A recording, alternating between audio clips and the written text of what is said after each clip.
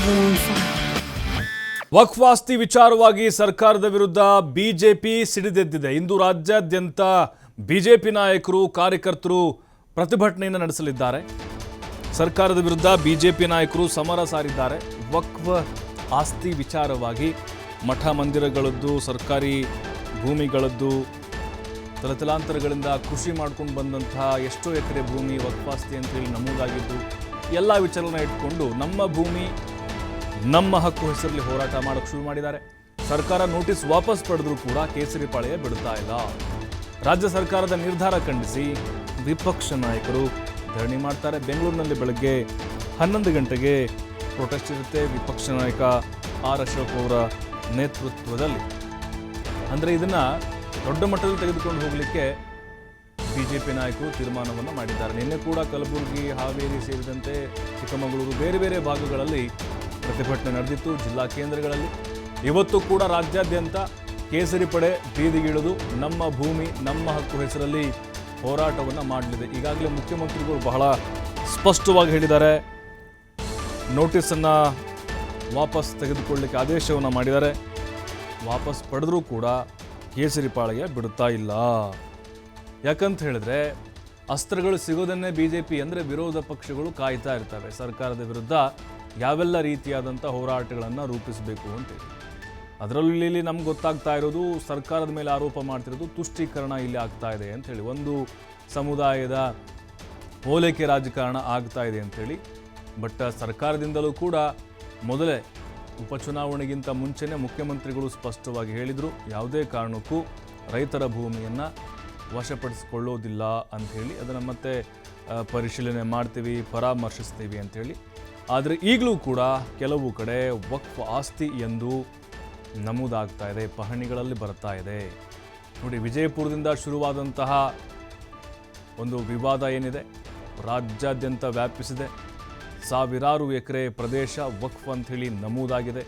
ಸರ್ಕಾರ ವಾಪಸ್ ಪಡೆದುಕೊಂಡರೂ ಕೂಡ ಹೋರಾಟದ ಕಿಚ್ಚು ಜಾಸ್ತಿ ಆಗ್ತಾನೇ ಇದೆ. ವಿಪಕ್ಷ ನಾಯಕ ಅಶೋಕ್ ಅವರ ನೇತೃತ್ವದಲ್ಲಿ ಇವತ್ತು ಬೆಂಗಳೂರಿನಲ್ಲಿ ಪ್ರೊಟೆಸ್ಟ್ ನಡೆಯುತ್ತೆ. ಯಾಕಂತ ಹೇಳಿದ್ರೆ ರಾಷ್ಟ್ರ ಮಟ್ಟದಲ್ಲಿ ಇದನ್ನು ತೆಗೆದುಕೊಂಡು ಹೋಗಬೇಕು ಅನ್ನುವಂಥ ನಿರ್ಧಾರ. ಕೇಂದ್ರ ಸರ್ಕಾರ ಕೂಡ ಈಗ ನೆಕ್ಸ್ಟ್ ಅಧಿವೇಶನದಲ್ಲಿ ಬಿಲ್ ಮಂಡನೆ ಮಾಡಬೇಕು ಅನ್ನುವಂಥ ಸಿದ್ಧತೆಯನ್ನು ಮಾಡಿಕೊಳ್ತಾ ಇದೆ. ಅದಕ್ಕೆ ಅಂಗೀಕಾರ ಪಡೆದುಕೊಳ್ಬೇಕು ಅಂತ ವಕ್ಫ್ ಆಸ್ತಿ ವಿಚಾರವಾಗಿ. ಹಾಗಾಗಿ ಕರ್ನಾಟಕದಲ್ಲಿ ಬಿಜೆಪಿಯಿಂದಲೂ ಕೂಡ ದೊಡ್ಡ ಮಟ್ಟದ ಹೋರಾಟವನ್ನು ಮಾಡಿ ಒಂದು ಸಂದೇಶವನ್ನು ಕೊಡೋದು. ಅಂದರೆ ಇದು ಕಾಂಗ್ರೆಸ್ ಸರ್ಕಾರದ ಧೋರಣೆಗಳೇನಿದ್ದಾವೆ, ಅದರಲ್ಲೂ ಹಿಂದೂ ಸಮುದಾಯ ಅನ್ಯಾಯವನ್ನು ಮಾಡ್ತಾ ಇದೆ ಕಾಂಗ್ರೆಸ್ ಸರ್ಕಾರ. ಈ ರೀತಿಯಾಗಿ ಬಿಜೆಪಿ ನಾಯಕರು ಸಂದೇಶಗಳನ್ನು ಕೊಡ್ತಾ ಇದ್ದಾರೆ.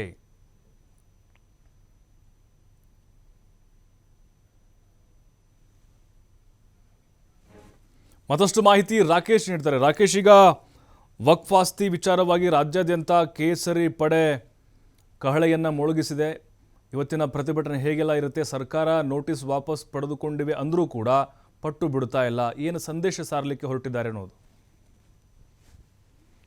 ರಾಜ್ಯದಲ್ಲಿ ವಕ್ಫ್ ಆಸ್ತಿ ವಿಚಾರಕ್ಕೆ ಸಂಬಂಧಪಟ್ಟ ಹಾಗೆ ಆಗಿರುವಂತಹ ವಿವಾದದ ಹಿನ್ನೆಲೆಯಲ್ಲಿ ವಿವಾದಿತ ಕಾಯ್ದೆಯನ್ನೇ ಹಿಂಪಡೆಯುವಂತಹ ನಿರ್ಧಾರವನ್ನು, ಅಂದರೆ ವಕ್ಫ್ ಬೋರ್ಡನ್ನೇ ಮತ್ತು ಅದರ ಆಸ್ತಿಯ ಪಡೆದುಕೊಳ್ಳುವಂತಹ ನಿರ್ಧಾರ ಏನಿದೆ ಅದನ್ನ ವಾಪಸ್ ಪಡೆದುಕೊಳ್ಳಬೇಕು ಅನ್ನುವಂಥ ವಿಚಾರವನ್ನ ಮುಂದಿಟ್ಟು ರಾಜ್ಯ ಸರ್ಕಾರವನ್ನು ಆಗ್ರಹಿಸುವುದಕ್ಕೋಸ್ಕರ ಇವತ್ತು ವಿಪಕ್ಷ ಬಿಜೆಪಿ ಪ್ರತಿಭಟನೆಯನ್ನು ಹಮ್ಮಿಕೊಂಡಿದೆ.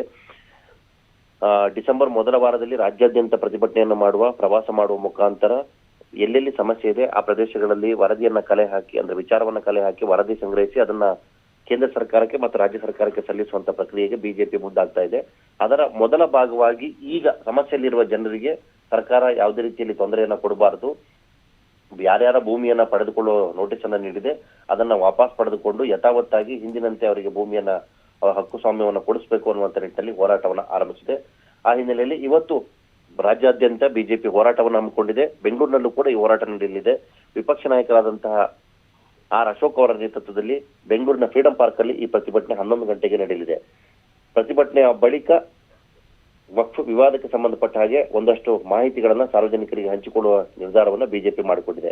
ಉಳಿದಂತೆ ರಾಜ್ಯದೆಲ್ಲೆಡೆ ಪ್ರತಿಭಟನೆಯನ್ನ ಮಾಡುವುದರ ಜೊತೆಗೆ ಯಾರ್ಯಾರು ಸಮಸ್ಯೆಯಿಂದ ಬಾಧಿತರಾಗ್ತಿದ್ದಾರೆ ಅವರುಗಳಿಂದ ಅಹವಾಲಿನ ಮನವಿಯನ್ನ ಪಡೆದುಕೊಂಡು ನಂತರ ಅದಕ್ಕೆ ಸೂಕ್ತವಾದಂತಹ ಕಾನೂನಿನ ಹೋರಾಟದ ಸಹಕಾರವನ್ನು ನೀಡುವುದಕ್ಕೆ ಬಿಜೆಪಿ ಮುಂದಾಗಿದೆ. ಅದರ ಭಾಗವಾಗಿ ಇವತ್ತು ಹೋರಾಟವನ್ನ ಮಾಡಲಾಗ್ತಾ ಇದೆ. ಪ್ರತಿಭಟನೆಯಲ್ಲಿ ರಾಜ್ಯ ಸರ್ಕಾರವನ್ನ ಈ ವಿವಾದಿತ ವಿಚಾರಗಳಿಂದ ದೂರ ಸರಿಯುವಂತೆ ಹಾಗೆ ಜನರ ವಿರುದ್ಧ ನಡೆದುಕೊಳ್ಳದಂತೆ ಆಗ್ರಹಿಸುವುದಕ್ಕೋಸ್ಕರ ಈ ಪ್ರತಿಭಟನೆಯನ್ನ ಮಾಡಲಾಗ್ತಾ ಇದೆ. ಥ್ಯಾಂಕ್ ಯು ರಾಕೇಶ್, ತಮ್ಮೆಲ್ಲ ಮಾಹಿತಿಗಾಗಿ.